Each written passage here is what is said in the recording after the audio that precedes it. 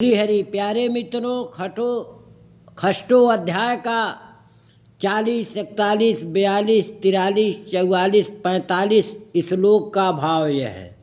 श्री भगवान ने कहा कि हे पार्थ, क्या इस लोक में और क्या परलोक में ऐसा व्यक्ति का कभी विनाश होता ही नहीं है, क्योंकि हे तात, कल्याण कारक कर्म करने वाले किसी भी व्यक्ति की कभी दुर्गति नहीं होती।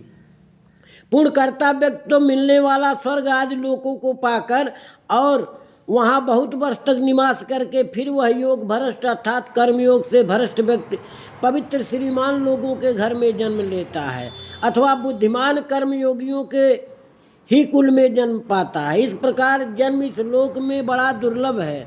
उसमें अर्थात इस प्रकार प्राप्त हुए जन्म में वह पूर्व जन्म की बुद्धि संस्कार को प्राप्त करता है और हे कुरुनंदन, यह उससे भूयः अर्थात अधिक योग सिद्ध पाने का प्रयत्न करता है।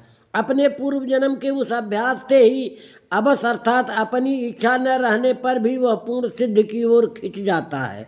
जिसे कर्मयोग की जिज्ञासा अर्थात जान लेने की इच्छा हो गई है, वह भी शब्द ब्रह्म के परे चला जाता है। इस प्रकार प्रयत्न पूर्वक उद्योग करते करते पापों से शुद्ध होता हुआ कर्मयोगी अनेक जन्मों के अंतर्गत सिद्ध प्राप्त कर अंत में उत्तम गति को पा लेता है। स्मरण रहे मित्रों, भगवान कहते हैं पहले से जितना हो सके उतना शुद्ध बुद्धि से कर्मयोग का आचरण करना आरंभ करें। खुश रहो, मस्त रहो, व्यस्त रहो।